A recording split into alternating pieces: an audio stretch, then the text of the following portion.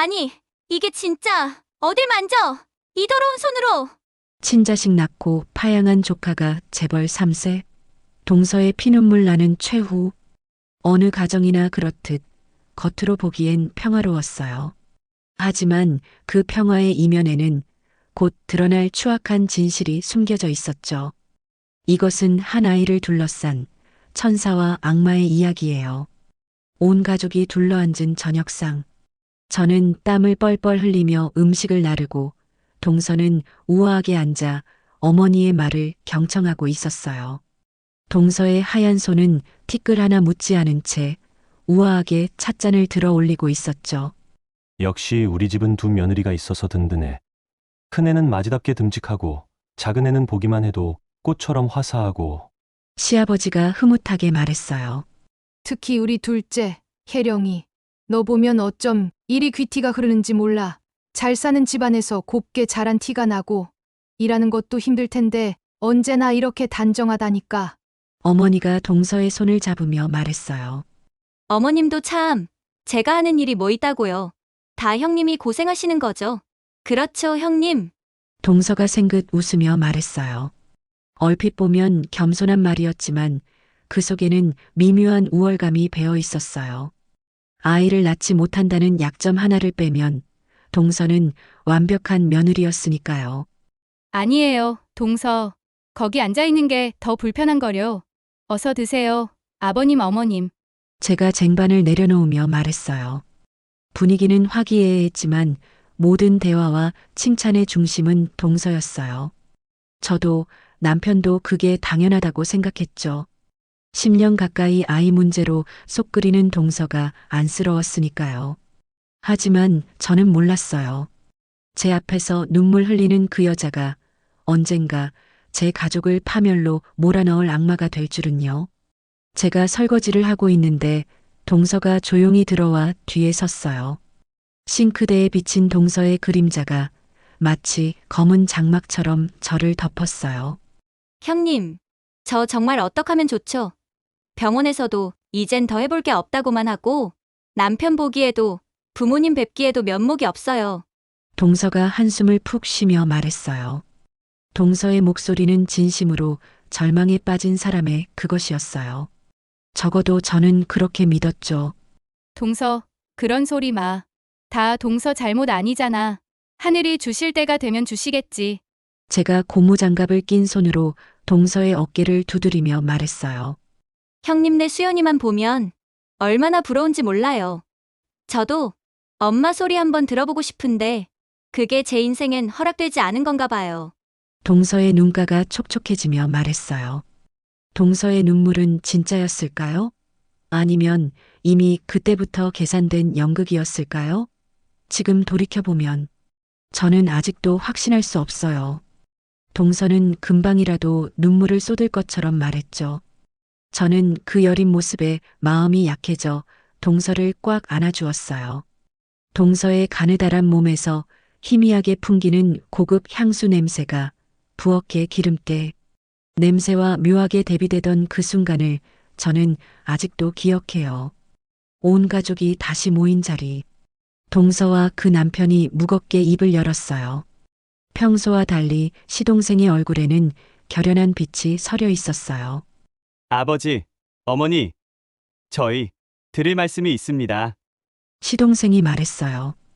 그 순간 거실의 공기가 묘하게 긴장했어요. 무언가 중대한 발표가 있을 것임을 모두가 직감했죠. 저희 입양하려고요.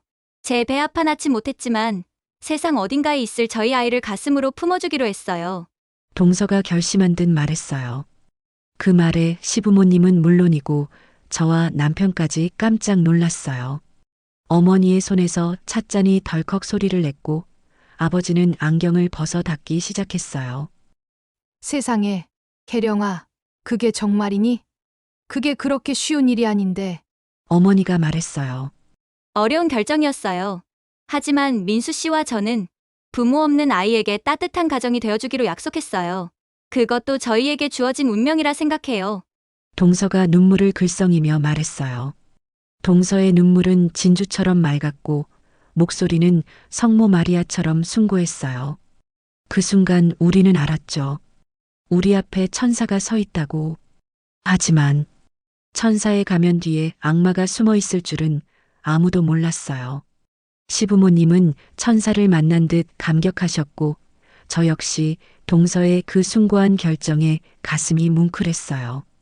시아버지는 몇 번이고 시동생의 어깨를 두드렸고 시어머니는 동서를 껴안고 함께 울었죠.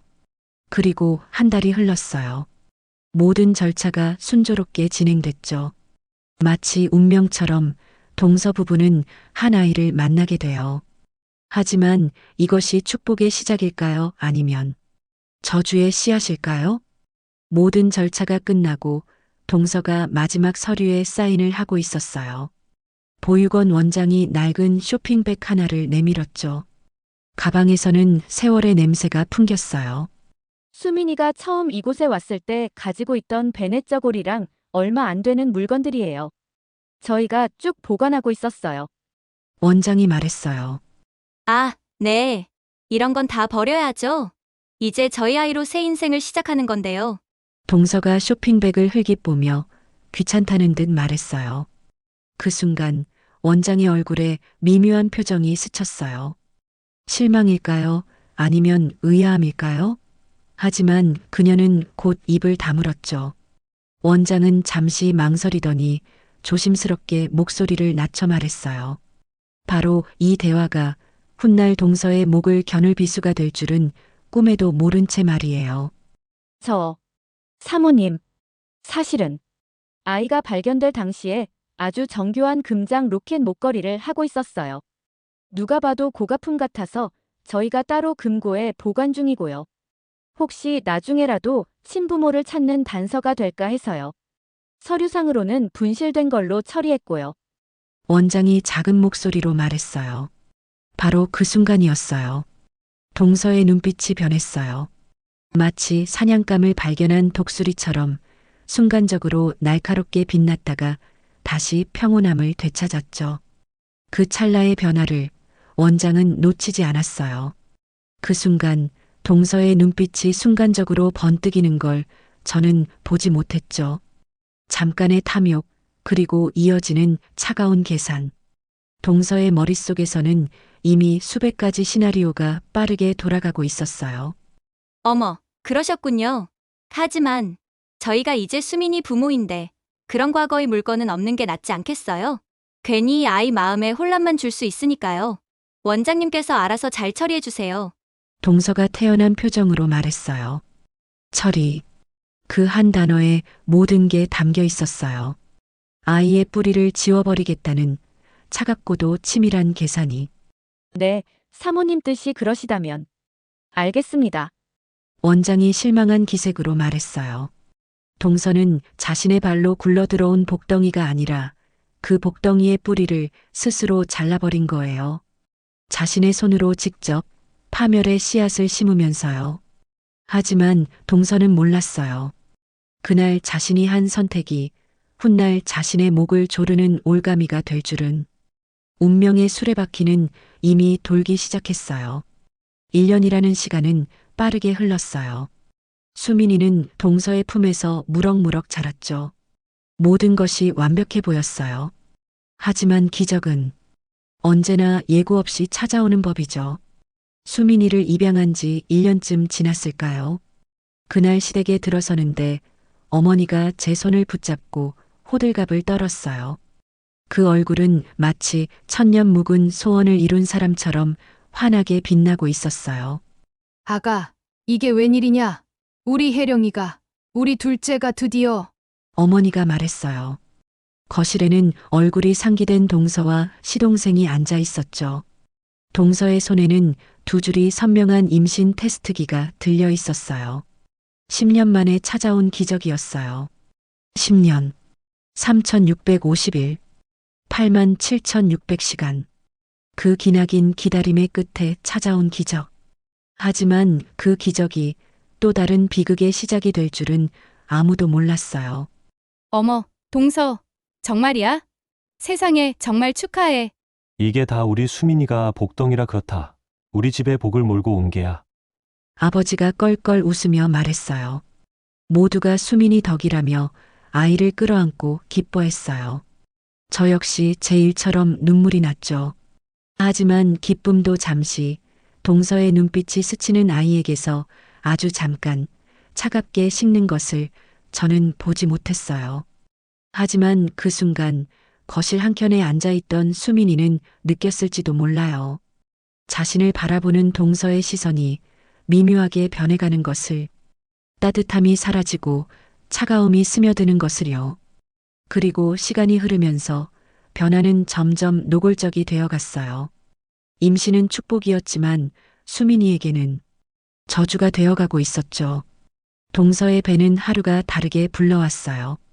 그리고 그만큼 수민이에 대한 태도도 하루가 다르게 차가워졌어요.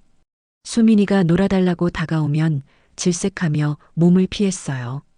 마치 더러운 것을 대하듯 손사래를 치며 물러났죠. 저리 가! 세균 덩어리야! 뱃속 아기한테 옮으면 어떡해? 동서가 미간을 찌푸리며 말했어요. 세균 덩어리. 1년 전만 해도 우리 아들이라 부르던 아이가 이제는 세균 덩어리가 되어버렸어요. 수민이가 거실에서 장난감을 가지고 놀다 실수로 떨어뜨리기라도 하면 온 집이 떠나가라 소리를 질렀죠. 너 미쳤어? 이게 내 배에 맞기라도 했으면 어쩔 뻔했어. 방으로 들어가! 동서가 배를 감싸며 소리쳤어요. 가장 가슴 아팠던 건 식사 시간이었어요.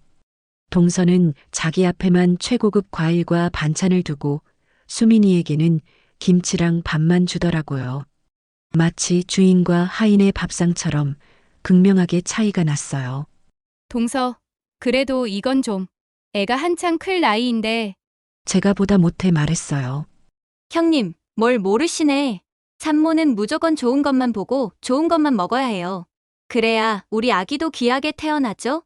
쟤는 그냥 있는 밥이나 먹으면 되고요. 동서가 당연하다는 듯 말했어요. 우리 아기와 제, 그 두 단어의 온도차가 모든 걸 말해주고 있었어요. 수민이는 이미 가족이 아니었어요. 그저 용도가 다한 도구일 뿐이었죠. 그리고 마침내 폭발의 날이 왔어요. 순수했던 한 아이의 세계가 무너지는 날이. 사건은 수민이가 6살 생일을 며칠 앞두고 터졌어요. 수민이는 그림일기 숙제를 하다 말고 배가 남산만 한 동서에게 다가갔어요. 아이의 얼굴에는 동생을 기다리는 설렘이 가득했어요. 엄마, 동생도 이제 제 목소리 들어요? 제가 동생한테 책 읽어줄래요. 수민이가 해맑게 웃으며 말했어요. 수민이는 순수한 마음에 동생을 느껴보려 동서의 배에 조심스럽게 손을 뻗었죠. 바로 그 순간이었어요. 시간이 멈췄어요. 동서의 얼굴이 일그러졌죠. 마치 자신의 성역을 침범당한 맹수처럼. 어딜 만져! 이 더러운 손으로! 동서가 눈이 뒤집히며 소리쳤어요. 짝! 하는 소리와 함께 동서가 수민이의 손을 매몰차게 쳐냈어요. 수민이는 그대로 뒤로 나자빠졌고 충격과 고통에 울음보를 터뜨렸어요. 그 비명소리는 집안을 가득 채웠어요. 하지만 더 무서운 건 동서의 얼굴에 남아있던 그 차가운 표정이었죠. 후회도 미안함도 없었어요. 오직 혐오만이 있었어요. 소문은 빠르게 퍼졌어요. 다음 날 온 가족이 긴급하게 모였죠. 시부모님도 더는 동서의 행동을 참을 수 없었던 거죠. 아버지의 얼굴은 평생 본 적 없을 만큼 붉게 달아올라 있었어요. 임신해서 예민한 건 알겠다만 어찌 애를 그렇게 내동댕이 칠 수가 있어? 너가 어미면서 어떻게 그럴 수 있어? 아버지가 호통쳤어요. 그래, 혜령아. 수민이가 얼마나 상처받았겠니? 어서 애한테 사과하거라. 어머니가 말했어요. 하지만 동서의 입에서 나온 말은 모두를 경악하게 만들었어요. 그리고 그 순간 가면이 벗겨졌어요. 완벽했던 가면 뒤에 숨어있던 추악한 본 모습이. 사과요? 제가 왜요? 전 제 뱃속에 진짜 내 새끼를 보호한 것뿐이에요. 동서가 얼음장처럼 차가운 목소리로 말했어요. 동서는 자리에서 일어나 방에서 자고 있던 수민이를 삿대질하며 소리쳤어요. 그 손가락은 마치 칼날처럼 날카로웠어요. 저 이제 쟤 못 키워요. 아니, 안 키울 거예요. 파양하겠어요. 동서가 말했어요. 동서, 지금 제정신이야? 그게 무슨 말이야? 제가 소리쳤어요. 거실의 공기가 얼어붙었어요. 파양. 그 두 글자가 주는 충격은 폭탄이 터진 것보다 더 컸어요. 제정신이에요, 형님. 뻐꾸기도 남의 둥지에 알을 낳는다죠? 딱 그 꼴이에요. 감히 어디 근본도 없는 게 내 아이 자리를 넘봐? 내 아이가 태어나기 전에 저 뻐꾸기 새끼 당장 둥지 밖으로 치워버릴 겁니다. 동서가 비웃으며 말했어요. 뻐꾸기 새끼. 그 잔인한 단어가 공기 중에 떠돌았어요. 천사였던 여자는 온데간데 없었고 그 자리에는 악마만이 서 있었어요. 동서의 가면이 완벽하게 벗겨지는 순간이었어요. 그 아름다운 얼굴 뒤에 저토록 추악한 악마가 숨어 있을 줄이야. 온 가족은 충격으로 그 자리에서 얼어붙고 말았어요. 동서의 파양 선언 이후 집안은 그야말로 지옥이었어요. 이 미친 것! 당장 그 말을 취소하지 못해! 내가 그러고도 사람이냐! 아버지가 상을 뒤엎으며 소리쳤어요. 평생 화내는 걸 본 적 없던 시아버지가 그날은 달랐어요. 시아버지의 손은 분노로 떨리고 있었고 눈에는 믿을 수 없다는 충격이 가득했죠. 혜령아, 내가 잘못했다. 내가 너한테 다 맞춰줄게. 제발, 수민이만은 버리지 말아다오. 응? 어머니가 동서의 바짓가랑이를 붙잡고 울며 애원했어요. 시부모님은 호통치고 애원하며 동서를 말렸지만 동서는 눈 하나 깜짝하지 않았어요.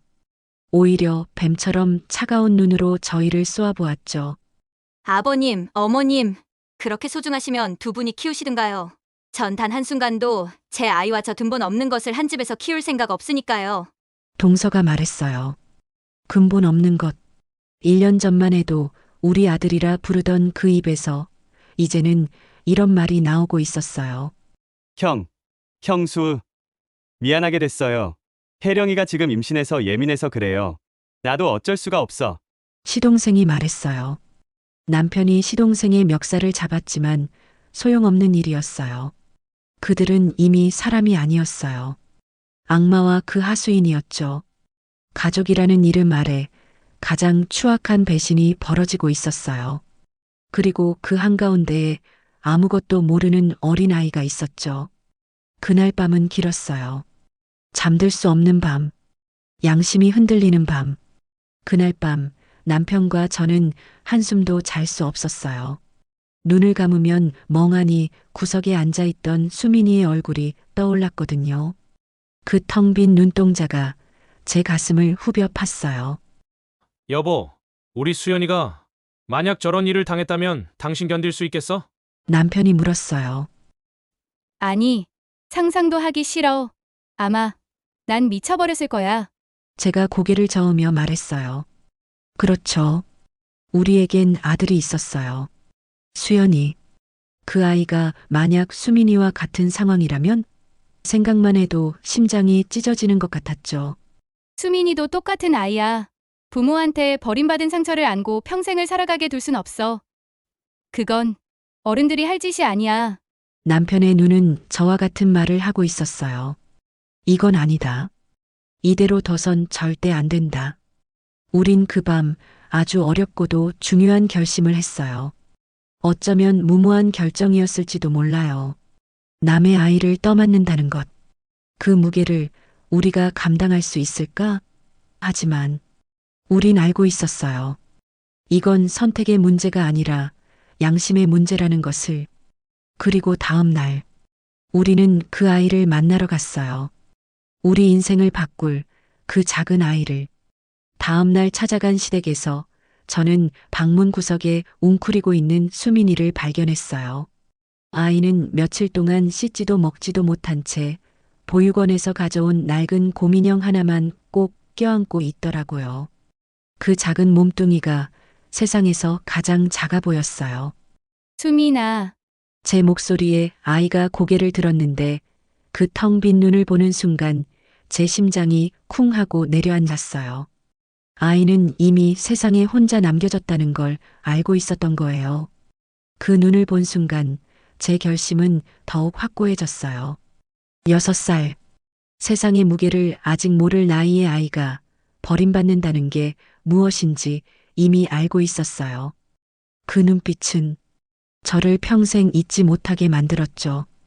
그리고 마침내 전쟁 선포의 시간이 왔어요. 동서는 이미 법무사를 통해 파양 서류를 준비하고 있었어요. 그 서류 더미를 거실 테이블에 던지듯 내려놓는 동서의 앞에 저와 남편이 마주 섰어요. 서류에서는 새 잉크 냄새가 났어요. 아이를 버리기 위해 준비한 서류의 냄새. 동서, 그 아이 정말 버릴 거라면 제가 말했어요. 버리는 거 아니고 있던 자리로 돌려놓는 거예요. 뭐가 문제인데요? 동서가 코웃음치며 말했어요. 있던 자리, 보육원. 그곳으로 다시 돌아간 아이가 어떤 상처를 안고 살아갈지 동서는 생각조차 하지 않았어요. 그럼 그 아이 우리가 키울게. 제가 동서를 똑바로 쳐다보며 말했어요. 동서의 얼굴에 잠시 놀란 기색이 스치더니 이내 경멸 가득한 비웃음으로 바뀌었어요. 어머, 형님이야말로 천사나셨네. 남이 버린 걸 주워 가시겠다. 그 근본도 모르는 애를 뭘 믿고요? 마음대로 하세요. 난 내가 버리는 쓰레기, 형님이 죽겠다는데 말리진 않을게요. 서류 절차나 깔끔하게 끝내자고요. 동서가 말했어요.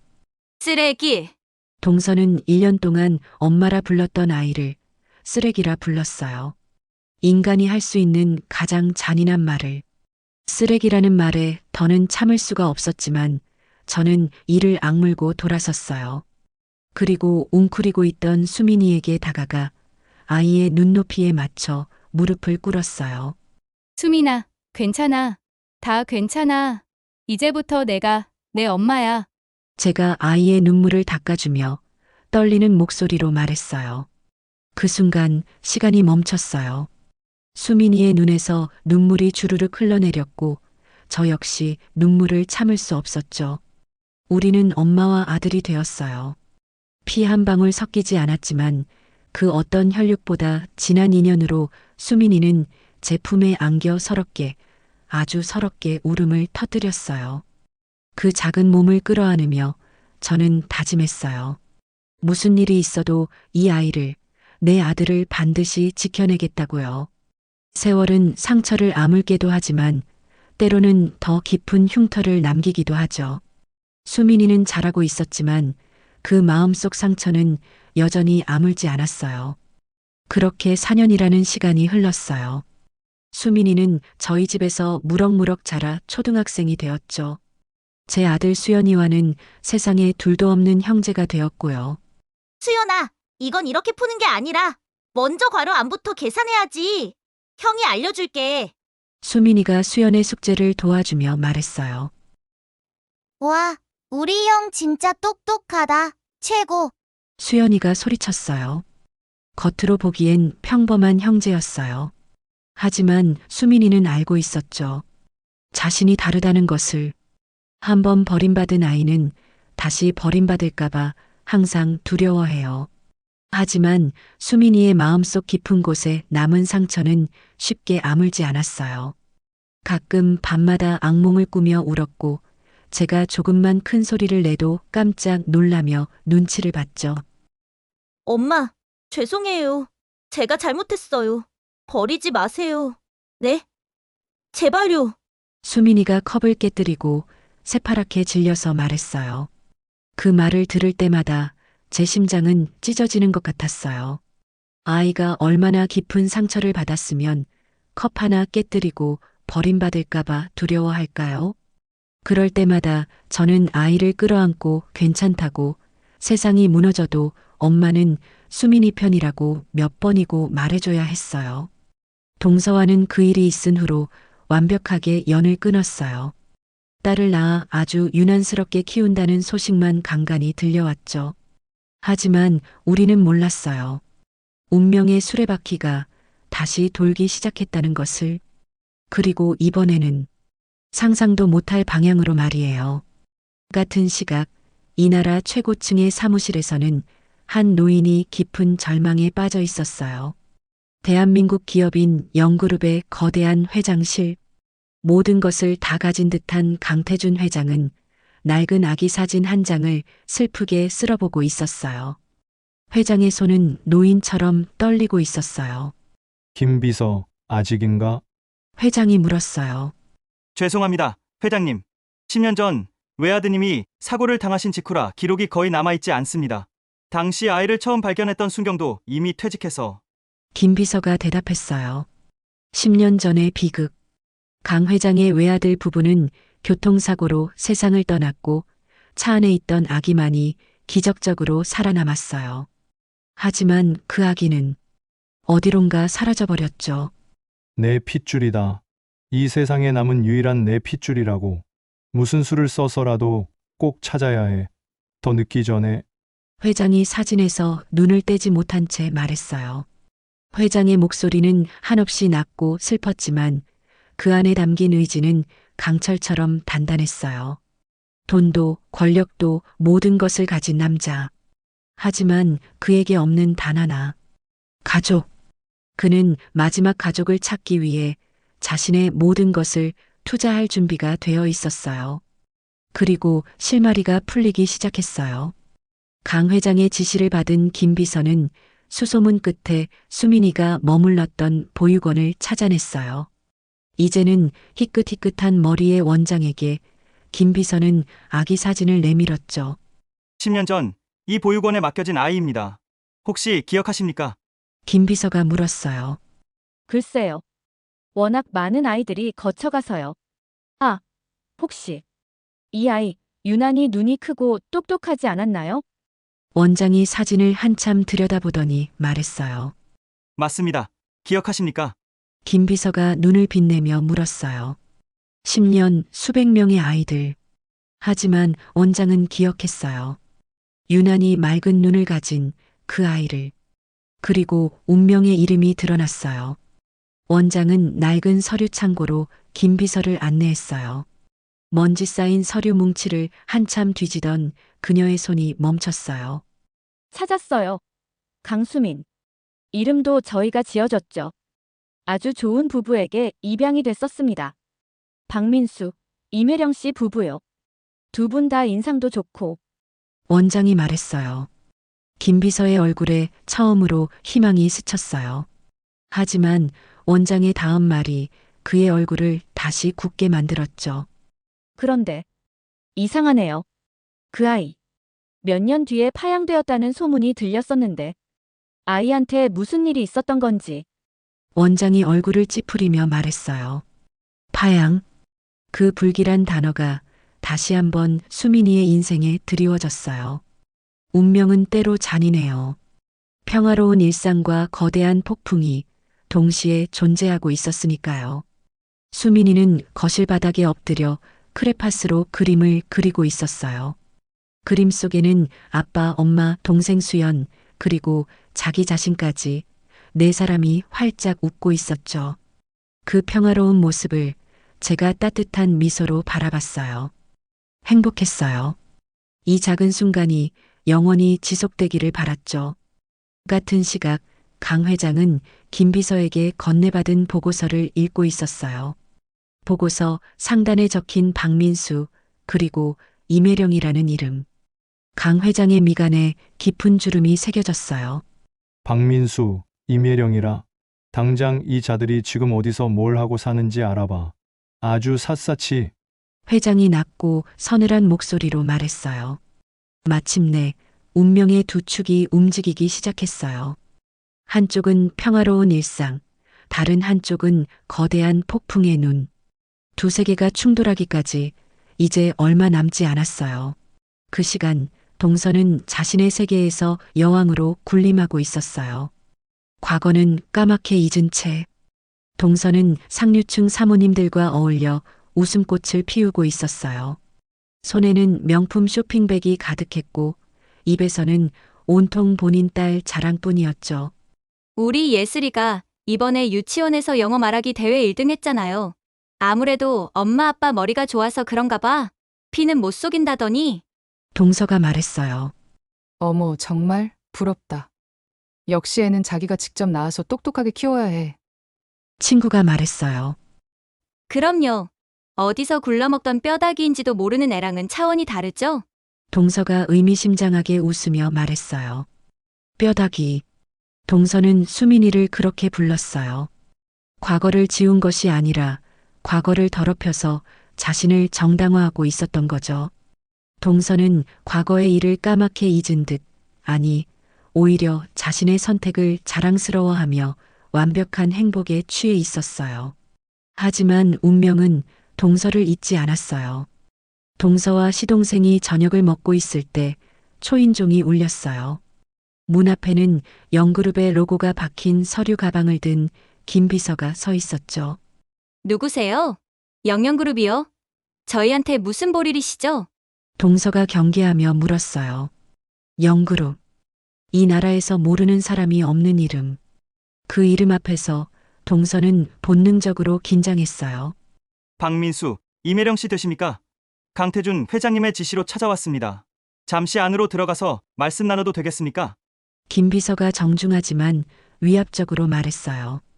거대한 이름의 무게에 눌려 동서와 시동생은 김 비서를 거실로 들였어요. 그리고 폭탄이 투하되었어요. 김 비서는 본론부터 꺼냈어요. 두 분께서 10년 전 강수민이라는 아이를 입양하셨다가 1년 만에 파행하신 기록을 확인했습니다. 김 비서가 말했어요.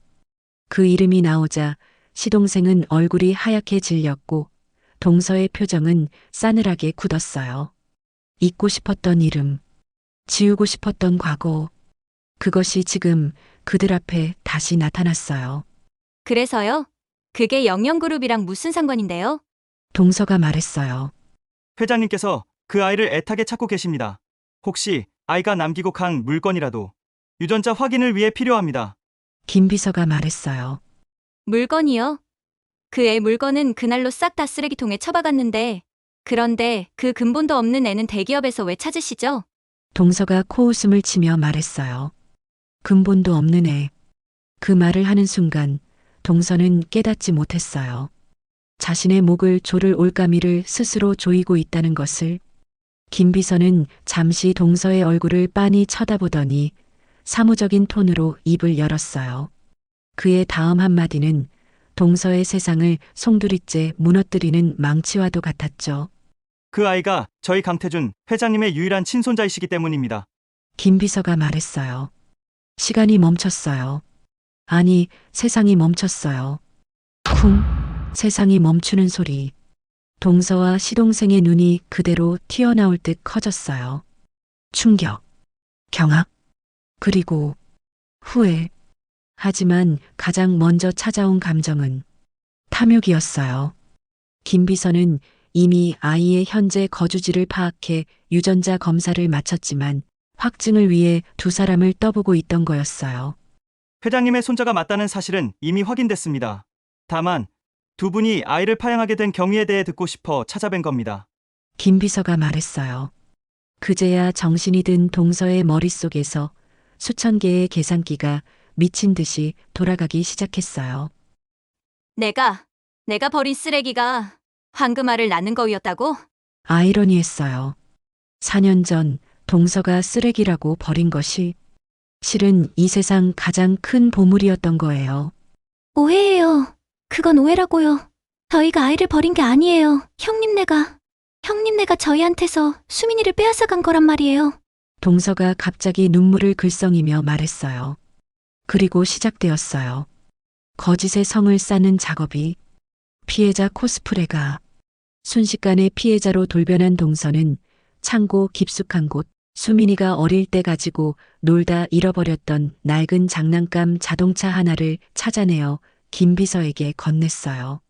그리고 가면이 완전히 벗겨졌어요. 인간의 탈을 쓴 악마의 본 모습이. 김 비서가 돌아간 후 거실에는 무거운 침묵만이 흘렀어요. 시동생이 넋나간 목소리로 중얼거렸죠. 여보, 그럼 우리가 버린 애가 태아그룹 상속자라는 거야, 지금? 시동생이 말했어요. 동서는 대답 대신 거울 앞으로 걸어갔어요. 거울 속 자신의 얼굴을 보며 동서의 입꼬리가 서서히 아주 기괴하게 올라가기 시작했어요. 그 순간 거실의 온도가 떨어졌어요. 동서의 눈에서 나오는 광기가 공기를 얼렸죠. 아니, 동서가 말했어요. 동서는 천천히 시동생을 돌아봤어요. 동서의 눈은 더 이상 인간의 눈이 아니었어요. 탐욕과 광기로 번들거리는 악마의 눈이었죠. 우리가 버린 게 아니야. 우린 잃어버렸던 거야. 상속자를 노린 형님 부부한테서 우리 아들을 도둑 맞았던 거라고. 동서가 섬뜩하게 미소 지으며 말했어요. 거실은 최고급 가구들로 채워져 있지만 공기는 얼음장처럼 차가웠어요. 시동생은 불안한 얼굴로 서성이고 동서는 소파에 앉아 와인잔을 우아하게 돌리고 있었어요. 동서의 눈은 승리에 대한 확신으로 번뜩이고 있었죠. 여보, 정말 이 방법밖에 없는 거야? 변호사가 그러는데 승소 확률이 거의 없대. 우리가 직접 파양 서류에 도장 다 찍었는데 이걸 어떻게 뒤집어? 시동생이 초조하게 손을 비비며 말했어요. 승소, 누가 재판에서 이기겠대? 당신, 아직도 상황 파악이 안 돼. 동서가 시동생을 한심하다는 듯 쳐다보며 말했어요. 그럼 어떻게 할 건데? 시동생이 물었어요. 동서가 와인잔을 내려놓고 마치 학생을 가르치듯 손가락을 펴보이며 차근차근 하지만 얼음처럼 차가운 목소리로 말했어요. 잘 들어. 이 싸움의 목적은 세 가지야. 동서가 손가락 하나를 펴며 말했어요. 첫째, 진흙탕을 만드는 거. 형님, 김선유는 그냥 평범한 주부야. 한 번도 싸워본 적 없는 사람이라고. 그런 사람을 법정, 변호사, 기자들이 득실거리는 낯선 전쟁터에 세우면 어떻게 되는지 알아? 스스로 무너지게 돼 있어. 이건 정신력 싸움이야. 시작부터 우리가 이긴 게임이라고. 동서가 두 번째 손가락을 폈어요. 동서의 목소리에 비웃음이 섞였어요. 둘째, 여론을 우리 편으로 만드는 거. 법은 복잡하고 증거를 따지지만 세상 사람들은 단순하고 스토리를 믿어. 10년 만에 아이를 낳고 빼앗긴 아들을 되찾으려는 비련의 엄마 대 재벌 손자인 걸 알자마자 조카를 가로챈 탐욕스러운 큰엄마. 누가 더 불쌍해 보이고 누가 더 나쁜 년으로 보일 것 같아? 시동생은 입을 벌린 채 아무 말도 못했어요.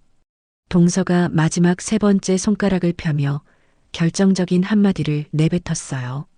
동서의 눈빛이 뱀처럼 번뜩였어요. 그리고 마지막, 가장 중요한 셋째. 우리의 진짜 상대는 형님이 아니야. 영영그룹 방태준 회장이지. 이 요란한 소송은 그 늙은 영감한테 보내는 메시지야. 당신 손자의 인생을 이 진흙탕 속에서 뒹굴게 하고 싶지 않으면 나랑 협상 테이블에 앉으시죠 하고 아이를 되찾는 게 목적이 아니라 당신 아이의 몸값을 받아내는 게 목적이라고. 동서가 만족스러운 미소를 지으며 말했어요. 몸값? 시동생이 떨리는 목소리로 말했어요. 우리는 법으로 싸우는 게 아니야. 이야기로 싸우는 거지. 그리고 이 추악하고 슬픈 이야기의 주인공은 바로 나, 이매령이어야만 해. 시동생은 아내의 얼굴에서 자신의 상상을 초월하는 거대한 악마를 보았어요. 그는 공포에 질려 뒷걸음질 쳤어요. 새로운 시나리오가 쓰여지고 있었어요. 가해자가 피해자가 되고 진실이 거짓으로 뒤바뀌는 추악한 전쟁의 서막을 알리는 선전포고였어요. 그리고 공격이 시작되었어요. 치밀하게, 잔인하게. 평화롭던 일상은 그날 산산조각 났어요. 제가 수민이를 데리러 학교에 갔을 때 교문 앞에 동서가 서 있는 것을 발견했죠. 4년 만에 보는 얼굴이었어요. 동서는 최고급 원피스 차림에 아이들이라면 눈이 뒤집어질 최신형 게임기를 들고 있었어요. 동서는 수민이를 발견하자마자 세상에서 가장 비련한 주인공처럼 달려와 무릎을 꿇었어요. 연기였어요. 완벽한 연기. 주변에 모인 학부모들을 위한 철저히 계산된 쇼였어요. 수민아, 우리 아들. 엄마야, 기억나니? 엄마가 그땐 너무 아팠어. 몸도 마음도 아파서 우리 아들한테 해서는 안 될 짓을 했어. 엄마가 다 잘못했어. 제발 용서해줘. 응? 동서가 눈물을 뚝뚝 흘리며 말했어요. 수민이는 겁에 질려 뒷걸음질 쳤고 제 뒤로 와 숨었어요. 그 모습에 동서의 눈빛이 순간 차갑게 변하는 것을 저는 놓치지 않았어요. 그 눈빛. 카메라가 꺼지면 드러나는 배우의 진짜 얼굴. 저는 그걸 봤어요. 동서! 지금 여기서 뭐 하는 짓이야? 제가 소리쳤어요. 형님, 이러지 마세요. 제가 제 아들 좀 보겠다는데. 이게 그렇게 죽을 죄인가요? 4년이면 충분하잖아요. 동서가 다시 눈물을 흘리며 주변 사람들이 들으라는 듯 말했어요. 주변에서 수군거림이 시작됐어요. 저 여자가 아이를 빼앗은 건가 봐. 어머, 정말? 진짜? 세상에. 혐의 없는 사람에게 씌워지는 누명. 그보다 잔인한 게 있을까요? 사람들이 웅성거리기 시작했고 저는 수민이의 손을 잡고 그 자리를 도망치듯 빠져나올 수밖에 없었어요. 그리고 법적 공격이 시작됐어요. 며칠 뒤 집으로 법원에서 보낸 서류 한 통이 날아왔어요. 친양자 입양 무효 확인 소송. 동서 부부가 저를 상대로 소송을 건 거였어요. 서류의 내용은 기가 막혔어요. 소장을 읽는 것만으로도 분노가 치밀어 올랐어요. 거짓말로 점철된 치밀하게 짜여진 각본. 원고 이매령은 오랜 난임으로 심신이 미약한 상태였으며 피고 김선유는 이를 악용하여 원고의 아들을 심리적으로 집에 강탈하였음. 이는 상속 재산을 노린 파렴치한 유인 납치 행위에 해당함. 그리고 마침내 심판의 날이 왔어요. 판사 앞에 마주 앉은 조정실의 공기는 얼음장처럼 차가웠어요. 동서가 고용한 변호사는 악어새처럼 교활하게 저를 물어뜯었죠. 존경하는 판사님, 키고 김선유는 아이의 어마어마한 상속 재산이 공개되자마자 본색을 드러냈습니다. 이것이 아이를 위하는 선량한 보호자의 모습입니까? 아니면 돈을 노린 파렴치한 하이에나의 모습입니까? 동서 측 변호사가 말했어요. 하이에나. 그는 저를 그렇게 불렀어요. 4년을 함께 살며 아이를 키운 엄마를. 동서는 옆에서 손수건으로 눈물을 찍어내며 금방이라도 쓰러질 듯 연기하고 있었어요. 교묘하게 편집된 녹취록과 거짓 증인들이 동원되자 판사의 얼굴에도 고뇌의 빛이 스쳤어요. 진실이 거짓에 잡아먹히기 일보 직전이었어요. 그 순간 저는 생각했어요. 이렇게 지는 건가? 돈과 거짓말에. 절망이 밀려왔죠. 하지만 희망은 예상치 못한 곳에서 왔어요. 그때 저희 쪽 변호사가 조용히 일어섰어요. 판사님, 잠시 허락해 주신다면 이 모든 거짓을 단번에 증명해 줄 유일한 증인을 신청합니다. 우리 측 변호사가 말했어요. 증인이요. 또 어떤 거짓말쟁이를 데려왔을지. 동서 측 변호사가 비웃으며 말했어요. 증인의 이름은 강수민입니다. 우리 측 변호사가 말했어요. 그 이름이 공기를 갈랐어요. 그 이름이 불리는 순간 동서의 얼굴이 새하얗게 굳었어요. 반대합니다. 이건 명백한 아동학대입니다. 어린아이를 이 진흙탕 싸움에 끌어들이는 건. 동서 측 변호사가 격렬하게 반대하며 말했어요. 아닙니다. 이 사건의 가장 중요한 당사자는 아이 본인입니다. 아이의 의사를 직접 들어보겠습니다. 강수민 군을 들어오게 하세요. 판사가 그를 제지하며 말했어요. 그리고 운명의 문이 열렸어요. 그 순간 시간이 느리게 흐르는 것 같았어요. 문이 열리고 제 아들 수민이가 들어왔어요. 작은 아이가 감당하기엔 너무나 무거운 침묵이 흐르는 공간이었죠. 동서는 필사적으로 눈물을 흘리며 아이에게 동정심을 구하는 눈빛을 보냈어요. 수민이는 증인석에 앉았어요. 판사가 아이의 눈을 맞추며 최대한 부드러운 목소리로 물었어요. 수민 군, 많이 무섭지? 괜찮아. 아저씨는 그냥 몇 가지만 물어볼 거야. 저기 앉아있는 이매령 아주머니가 같이 있을 때 수민이한테 어떻게 해줬는지 기억나는 대로만 말해줄 수 있을까? 판사가 물었어요. 모두의 숨소리가 멈췄어요. 동서의 심장이 빠르게 뛰는 소리마저 들리는 것 같았죠. 모두의 시선이 수민이의 입으로 쏠렸어요. 길고 긴 침묵. 동서의 입가에 희미한 미소가 걸리는 순간 수민이가 입을 열었어요. 아이의 목소리는 놀랄 만큼 차분하고 단호했죠. 밤에 혼자 자라고 불을 끄고 나갔어요. 제가 만지면 더럽다고 제 손을 쳤어요. 수민이가 말했어요. 동서의 얼굴이 굳어지기 시작했어요. 진실의 칼날이 서서히 거짓의 성을 베기 시작했어요. 새 동생이 배 속에 생겼을 땐 저보고 뻐꾸기 새끼래요. 자기 아기를 해칠 거니까 빨리 이 집에서 꺼지라고 맨날 말했어요. 수민이가 담담하게 말했어요. 뻐꾸기 새끼. 그 잔인한 단어가 법정에 울려 퍼졌어요. 동서는 숨쉬는 법조차 잊은 듯 파랗게 질려 있었죠. 그리고 마지막 질문. 모든 것을 결정할 질문. 판사는 더 이상 질문이 필요 없다는 듯 마지막 확인을 위해 물었어요. 수민군. 그럼 수민군에게 진짜 엄마는 누구라고 생각하니? 판사가 물었어요. 세상이 멈췄어요. 모든 사람들의 시선이 아이에게 쏠렸어요. 그 순간 수민이는 처음으로 고개를 돌려 동서를 보았어요. 그 눈에는 증오나 분노가 아닌 죽은 사물을 보는 듯한 차가운 무관심만이 가득했어요. 그것이 가장 잔인한 형벌이었어요. 증오조차 할 가치가 없다는 그 냉담함. 그리고 아이는 천천히 다시 고개를 돌려 눈물범벅이 된 제 얼굴을 찾아냈어요. 텅 비었던 아이의 눈에 그제야 따뜻한 눈물이 차올랐어요. 수민이는 작은 손을 들어 망설임 없이 저를 가리켰어요.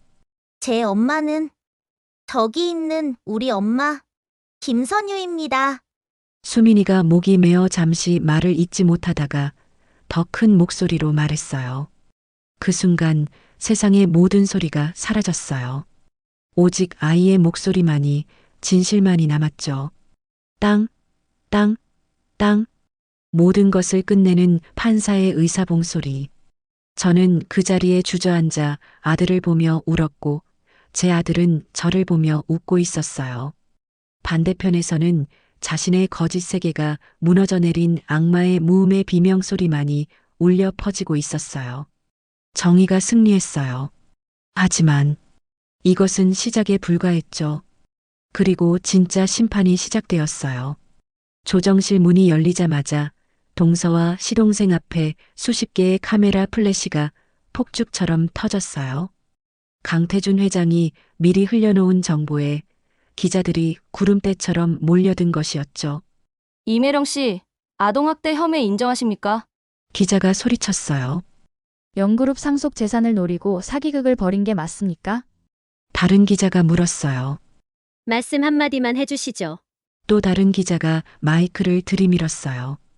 불과 몇 주 전까지만 해도 비운의 어머니였던 동서는 이제 희대의 악녀가 되어 있었어요. 그들의 공든 탑이 무너지는 것은 한순간이었어요. 그날 이후 심판은 쉴 틈 없이 그들을 덮쳤어요. 먼저 수민이의 증언을 토대로 아동학대 혐의로 정식 기소가 들어갔어요. 이어서 영그룹 측에서 명예훼손과 사기미수 혐의로 천문학적인 액수의 손해배상 소송을 제기했죠. 통장은 압류되고 살던 아파트는 경매에 넘어갔으며 명품 옷들은 헐값에 팔려나갔어요. 돈으로 쌓아 올린 성은 돈으로 무너졌어요. 그리고 그 폐허 위에서 그들은 서로를 탓했죠. 다 당신 때문이야. 당신이 그때 제대로 했으면. 동서가 소리쳤어요. 뭐? 이게 왜 내 탓이야? 다 내년 욕심 때문에 벌어진 일이잖아. 시동생이 소리쳤어요. 사랑도 신뢰도 없었어요. 오직 탐욕만이 있었던 관계. 그 본질이 드러난 순간이었죠. 두 사람은 서로의 머리채를 잡고 짐승처럼 싸우며 그렇게 함께 나락으로 떨어졌어요. 그리고 마지막 증거가 발견되었어요. 결정타가. 그들의 추악한 실체가 연일 뉴스를 장식하던 어느 날 보육원 원장이 고심 끝에 강 회장 측에 연락을 해왔어요. 그녀는 10년 전 동서에게 털어놓았던 비밀을 양심의 가책과 함께 고백했죠. 회장님, 사실은 그때 아이 목에 금장 로켓 목걸이가 있었습니다. 제가 분명히 그 목걸이의 존재를 이매령 씨에게 알렸었습니다. 원장이 전화 너머로 말했어요. 동서가 단순히 아이를 버린 것을 넘어 아이가 가진 뿌리마저 의도적으로 은폐하려 했다는 완벽한 증거. 이것이 결정타였어요. 동서에게 남은 마지막 동정론마저 꺼뜨리는 제가 될 때까지 태워버리는 불길이었어요. 그리고 폭풍이 지나간 자리에는 평화가 찾아왔어요. 모든 폭풍이 지나간 어느 날 저녁 강태준 회장이 저희 집에 직접 찾아왔어요. 회장의 손에는 보육원 금고에서 10여 년간 잠자고 있던 금장 로켓이 들려 있었죠. 로켓을 열자 그 안에는 수민이의 젊은 부모님 사진이 환하게 웃고 있었어요. 제 아들 부부입니다. 이제 진짜 주인을 찾아왔군요. 회장이 저에게 로켓을 건네며 말했어요. 그 작은 로켓 안에 수민이의 뿌리가 있었어요. 10년 동안 잃어버렸던 과거가. 회장은 이어서 서류 봉투 하나를 제게 내밀었어요. 강남의 한 상가 건물 등기 권리증이었어요. 회장님, 저희는 이런 걸 바라고 수민이를 키운 건 아니에요. 제가 말했어요. 알고 있습니다. 이것은 보상이 아닙니다. 제 손자를 지켜주신 것에 대한 대가도 아닙니다. 그저 한 아이를 온 마음으로 사랑해주신 진짜 어머니에 대한 할아버지의 작은 선물입니다. 회장이 손을 저으며 말했어요. 진짜 어머니. 그 말에 제 가슴이 뭉클해졌어요. 회장은 수민이의 머리를 쓰다듬으며 저에게 말했어요. 수민이의 집은 여기입니다. 저는 그저 아이의 할아버지가 될 기회를 얻고 싶을 뿐입니다. 회장이 말했어요. 그 말에 저와 남편은 그저 눈물만 흘렸어요. 가족이란 무엇일까요? 피로 맺어진 것일까요? 아니면 사랑으로 맺어진 것일까요? 그날 우리는 답을 알았어요. 그리고 마침내 최후의 심판일이 왔어요. 마침내 동서와 시동생에 대한 최종 선고일. 초췌한 모습의 두 사람은 나란히 피고인석에 섰어요. 한때 명품으로 치장했던 동서의 몸에는 이제 낡은 옷만이 걸쳐져 있었고 시동생의 얼굴은 말이 아니었어요. 피고인 이매령, 박민수를 아동복지법 위반, 사기미수. 징역 5년에 처한다. 판사가 말했어요. 탕. 의사봉이 내려쳤어요. 정의의 망치가. 안 돼! 내가 아니야! 억울해! 동서가 비명을 지르며 소리쳤어요. 동서는 법정이 떠나가라 비명을 지르며 발악했지만 차가운 교도관들의 손에 끌려나갔어요. 우아했던 동서의 마지막 모습은 탐욕에 눈이 멀었던 한낱 범죄자의 초라한 발버둥일 뿐이었어요. 천사의 가면을 썼던 악마는 결국 그 본 모습을 드러낸 채 심판받았어요. 세상은 공평했어요. 그리고 몇 년이 흘렀어요. 상처는 아물고 새로운 행복이 찾아왔죠. 몇 년 후 저희 가족은 강 회장님이 마련해 주신 넓은 정원이 있는 집에서 수민이의 생일 파티를 열고 있었어요. 수민이와 수연이는 늠름한 청소년으로 자랐고 강 회장님은 세상에서 가장 인자한 할아버지의 얼굴로 아이들을 바라보고 있었죠. 웃음소리가 정원을 가득 채웠어요. 진짜 가족의 웃음소리가. 그때였어요. 저 멀리 집 담벼락 너머에서 그 모습을 지켜보는 초라한 행색의 여자가 있었어요. 모든 것을 잃고 얼마 전 출소한 동서였어요. 동서는 왔어요. 자신이 버린 행복을 마지막으로 보기 위해. 동서는 한때 자신의 것이 될 뻔했던 저 완벽한 행복과 불을 멍하니 바라보았어요. 웃음소리가 담장을 넘을 때마다 동서의 가슴에는 칼날이 박히는 듯 했죠. 동서의 손에는 구겨진 로또 복권 한 장이 들려 있었어요.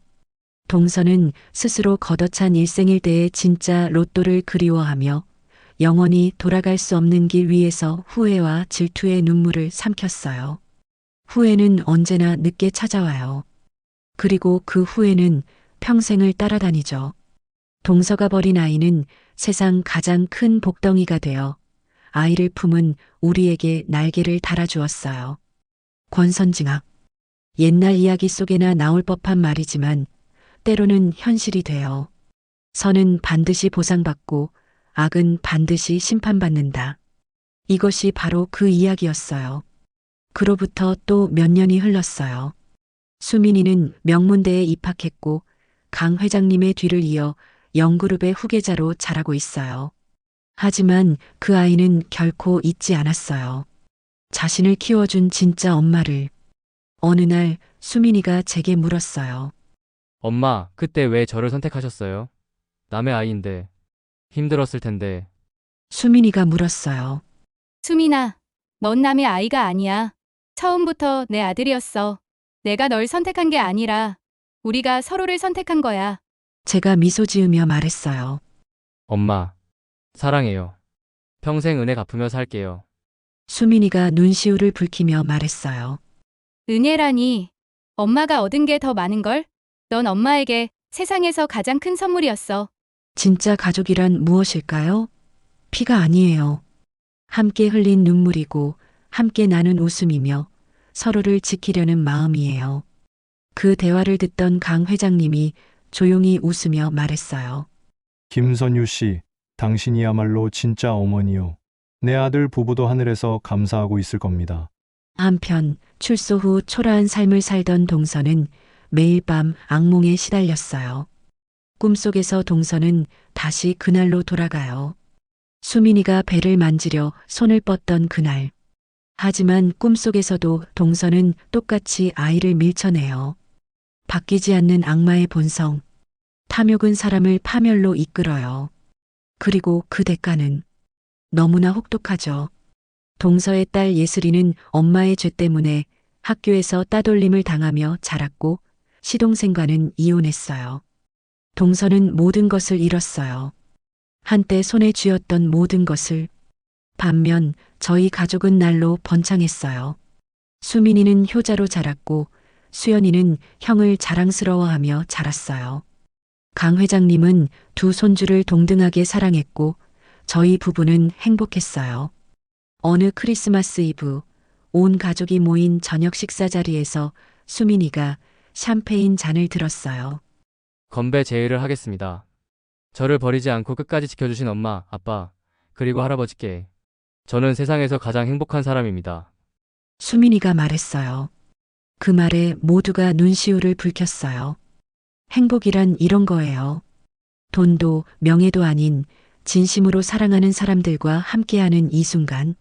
수민아, 내가 우리 가족이어서 할아버지가 행복하구나. 회장님이 눈물을 훔치며 말했어요. 우리 아들, 엄마도 내가 있어서 가장 행복해. 제가 수민이의 손을 잡으며 말했어요. 우리가 뿌린 씨앗은 반드시 열매를 맺어요. 동서는 탐욕의 씨앗을 심어서 파멸을 거두었고 저는 사랑의 씨앗을 심어서 행복을 거두었어요. 그리고 수민이는 알았어요. 진짜 엄마는 낳아준 사람이 아니라 키워준 사람이라는 것을. 진짜 가족은 피가 아니라 사랑으로 맺어진다는 것을요. 긴 사연 들어주셔서 고맙습니다.